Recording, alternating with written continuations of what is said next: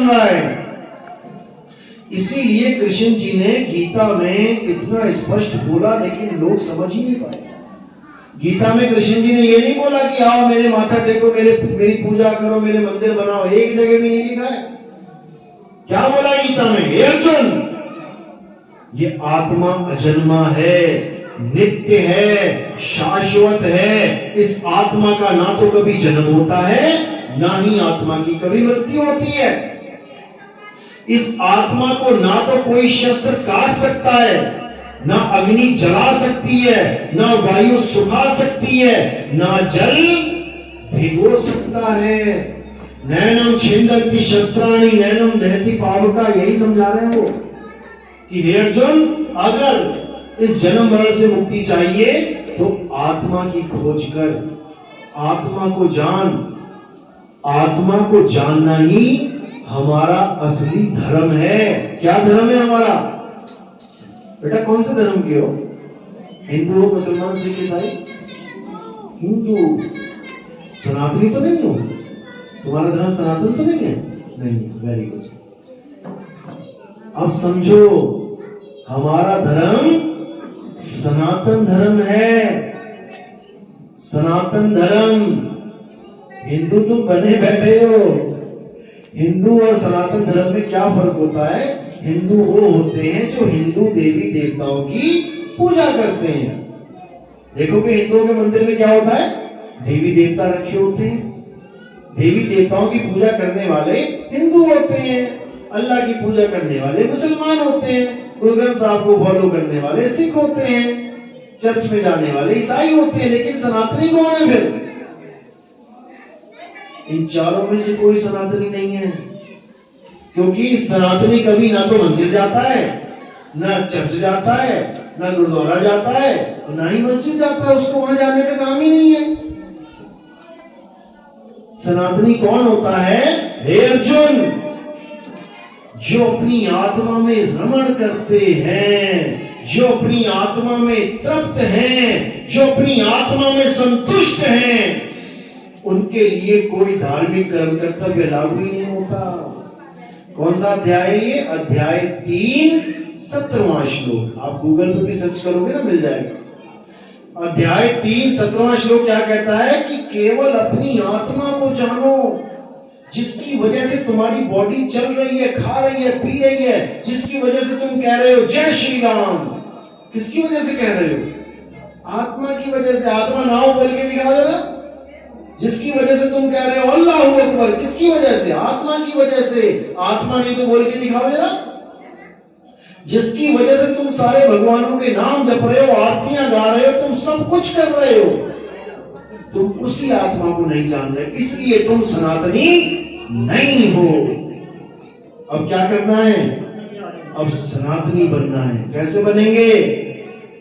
जब हम आत्मा को जानेंगे। और आत्मा को जानने वाले को क्या कहते हैं? आत्मज्ञानी।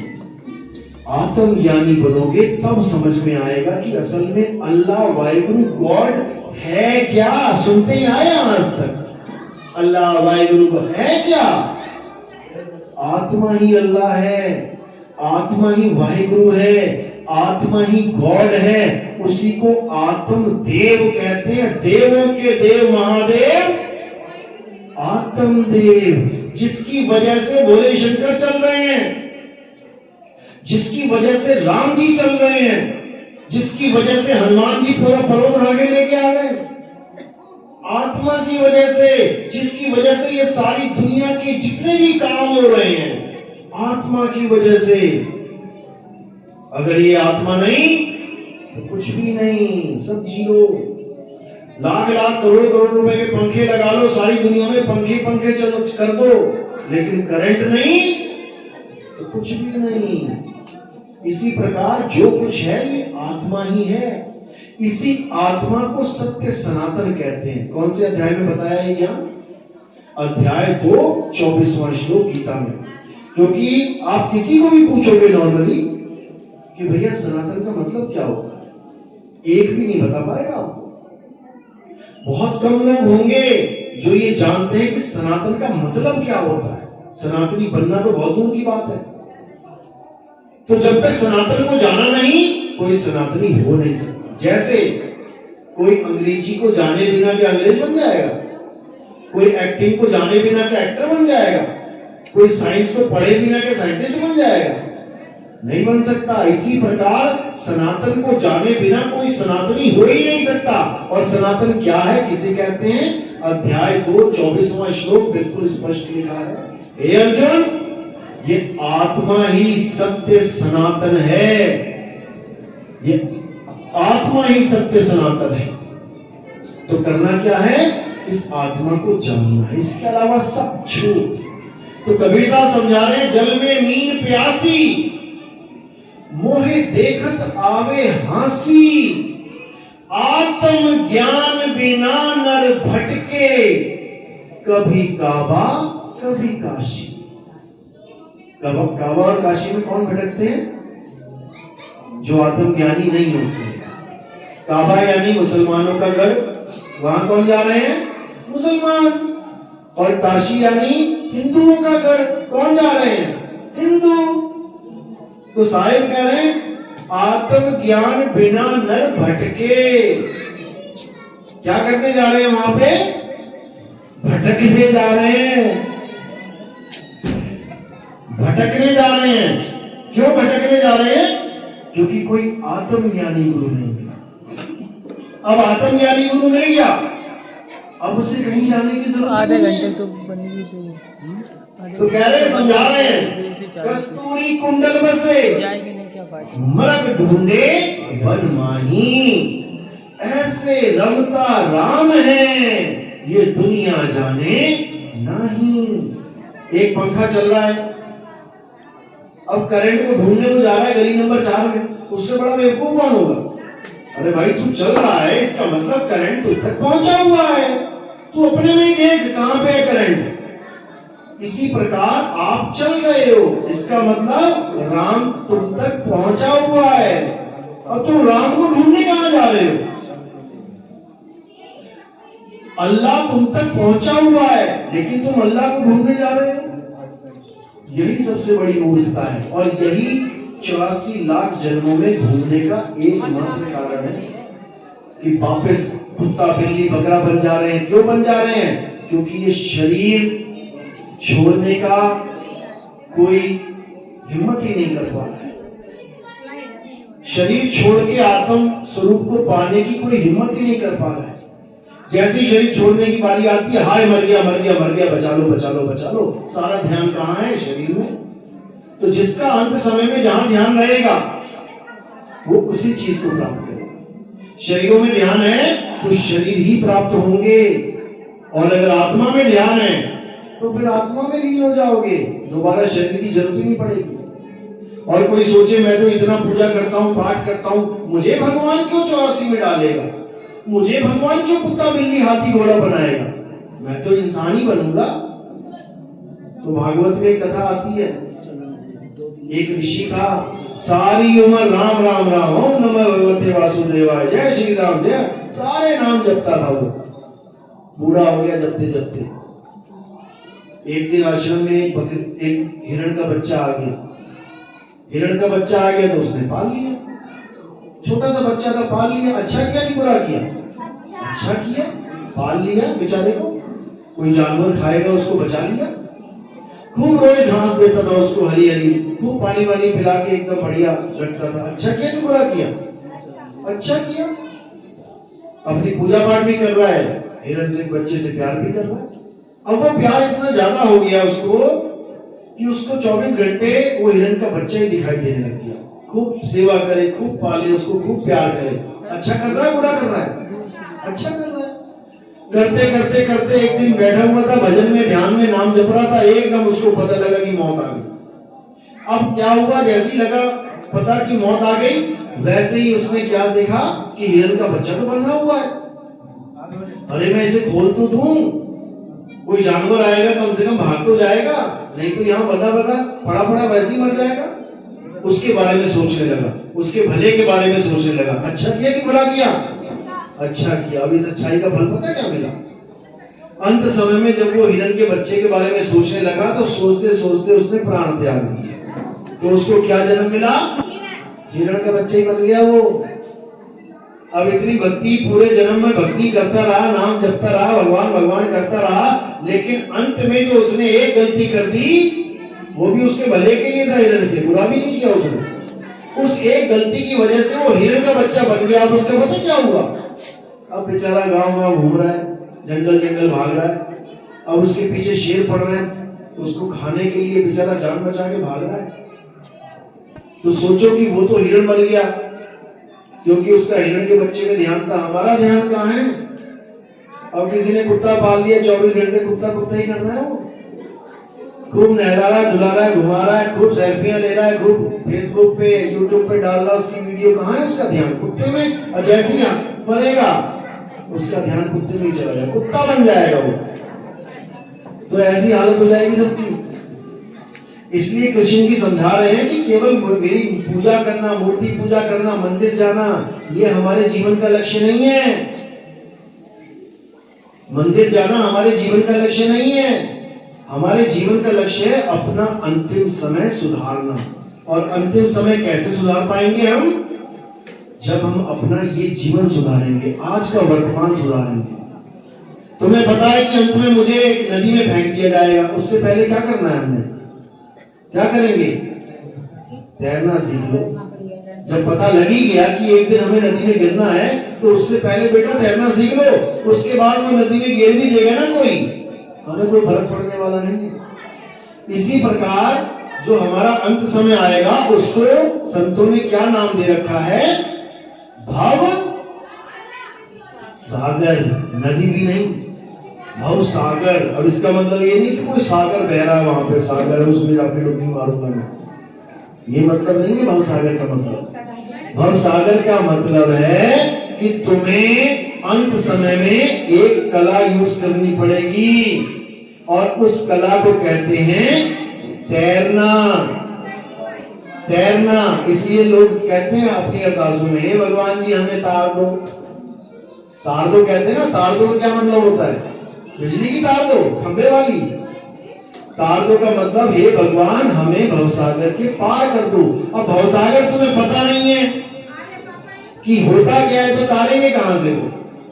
भवसागर का मतलब समझ लो क्या होता है। भवसागर ये है, ये काया ही भवसागर है, शरीर ही भवसागर है। और अंत समय में भवसागर से तार दो का मतलब होता है हे प्रभु अंत समय में हमारा ध्यान इस शरीर से ना जुड़े, हमारा ध्यान इस शरीर के पार जो आत्म तत्व है, जो आत्मा है, उससे जुड़ जाए।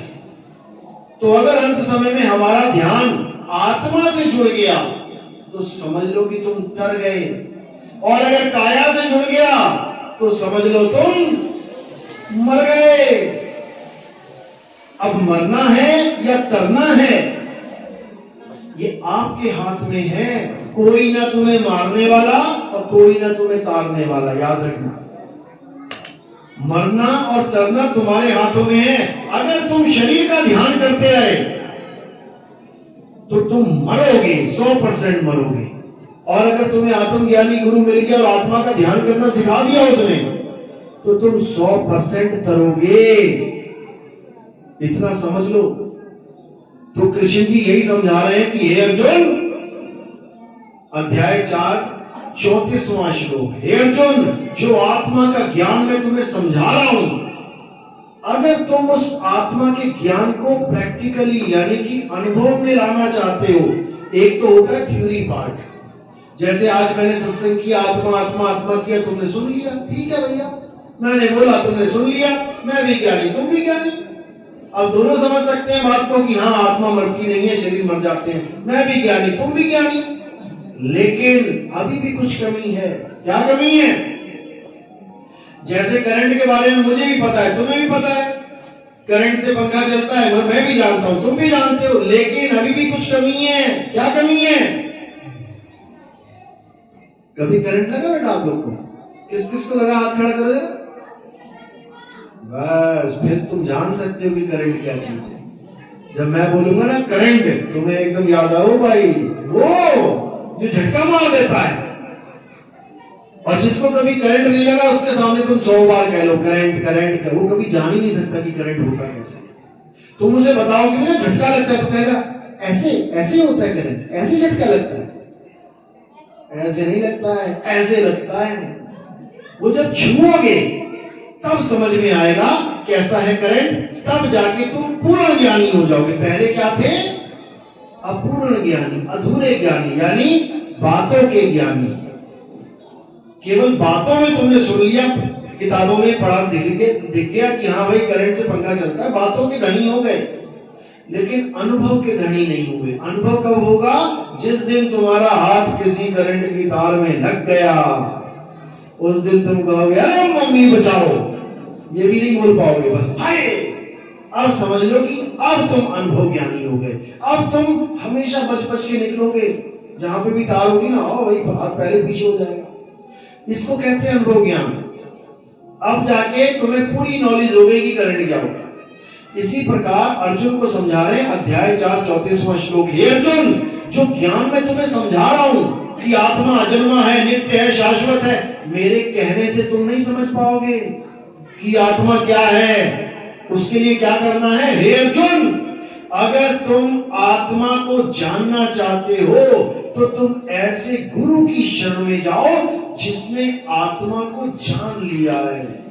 केवल वही तुम्हें तुम्हारी आत्मा का ज्ञान करवा सकता है, वही तुम्हें भेद समझा सकता है कि बेटा तुम आत्मा हो तो कैसे हो, और आत्मा को जानना है तो कैसे जानोगे। वो तुम्हें विधि बता देगा, और जब तुम उस विधि पे चलोगे, उसके लिए तुम्हें कहीं जाने की जरूरत नहीं पड़ेगी। घर बैठना है, आराम से घर बैठना है। केदारनाथ गए थे लोग भोले शंकर का दर्शन करने के लिए, गए तो कारों में, बसों में, प्लेनों में, और आए कैसे थे? तो पानी के साथ बहते आए थे। 2.5-3 लाख बंदा मर गया वहां पे। क्यों मरा? अज्ञानता में। क्योंकि जिसको वो ढूंढने जा रहे थे वो उनके घर में ही था बैठा हुआ, लेकिन उसको जान ही नहीं पाए।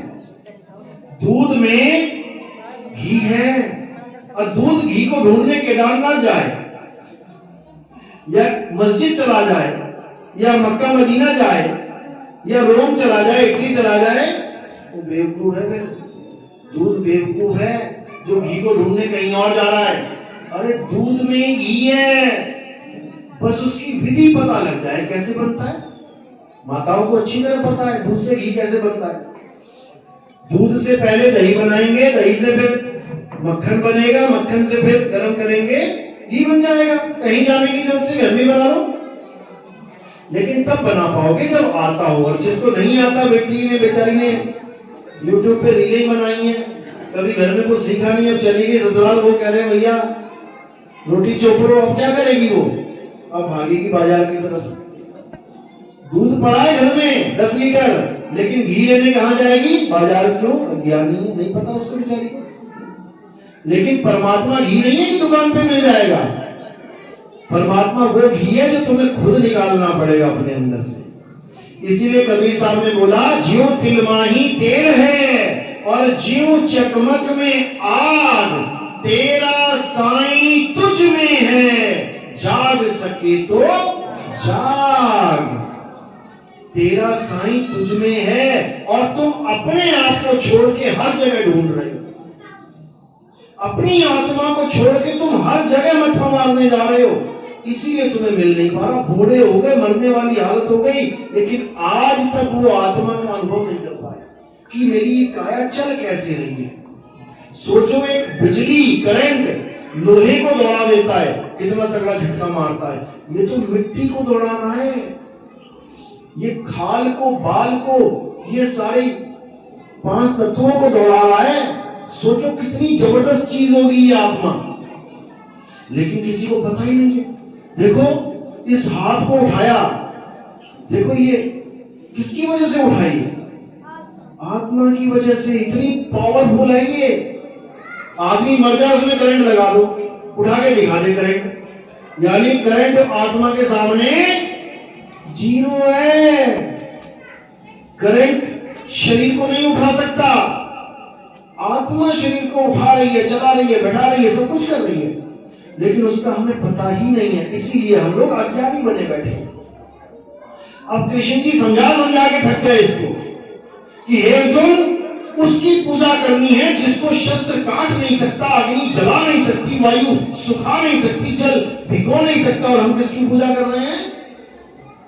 जिसको आग जला भी देती है, जिसको हथौड़ा तोड़ भी देता है, तोड़ देता ना हथौड़ा। किसकी पूजा चल रही है आजकल? पत्थरों की।